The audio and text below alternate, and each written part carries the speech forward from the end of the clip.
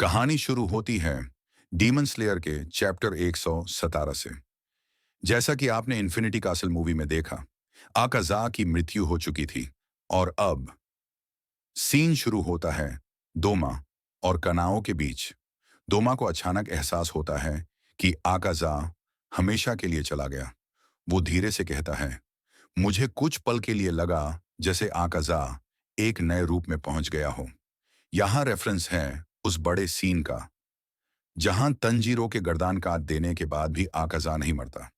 दोमा फिर कहता है, शायद ये सिर्फ मेरा भ्रम था, क्योंकि आकाज़ा तो अब मर चुका है। फिर वो कानाओ की तरफ मुड़कर कहता है, हाँ, मैं कहा था, मैंने तुमसे तुम्हारा नाम पूछा था। कनाओ शांत स्वर में कहती है, सुयूरी कनाओ, मैं शीनोबू की छोटी बहन हूं। दोमा हल्का सा मुस्कुराता है, सच में? तुम्हारे फ्लैश को देखकर नहीं लगता कि तुम शीनोबू से ब्लड रिलेटेड हो। छोड़ो, वैसे भी सभी जवान लड़कियां डिलीशियस होती हैं। फिर वो आकाज़ा के बारे में कहता है। आकाज़ा का हरना फिक्स था, क्योंकि उसने कभी एक भी औरत को नहीं खाया। मैंने यू से समझाया था, औरतों में ज्यादा न्यूट्रिएंट्स होते हैं, पर उसने ना उन्हें खाया और ना ही उन्हें मरने दिया। फिर दो माँ नकली आंसू बहाकर कहता है, सो बैड, वो मेरा बेस्ट फ्रेंड था। करनाओ ठंडी सांस लेकर कहती है, झूठ बोलना बैंड करो। तुम्हें कोई दुख नहीं हो रहा।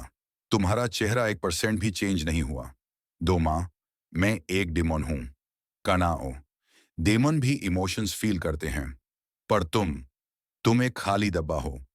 तुमने कभी खुशी, दुख, दार्ड कुछ भी महसूस नहीं किया। तुम सिर्फ एक नतीजा हो, एक एम्प्टी शेल का। काफी हंसने वाली बात है। क्या तुम कभी पैदा भी हुए थे? दो माँ गुस्से में कहता है, तुम जैसे बुली मुझे कभी नहीं मिली। कनाओ, तुम समझ नहीं रहे। मुझे तुमसे नफारत है। मैं तुम्हारी गर्दन काट कर इसी पल तुम्हें नारक भेजना चाहती हूँ। अचानक दोमा हमला करता है। कनाओ पल भर में बच जाती है और तेजी से काउंटर अटैक करती है। दोमा सोचता है, इस लड़की की रिएक्शन स्पीड बढ़ रही है।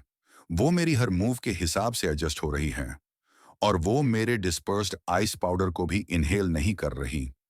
ये लड़की शायद उस पिछली लड़की से भी ज्यादा पावरफुल हो सकती है और वो मुझे ऐसे देख रही है जैसे मैं कोई कचरा हूं। दी एंड।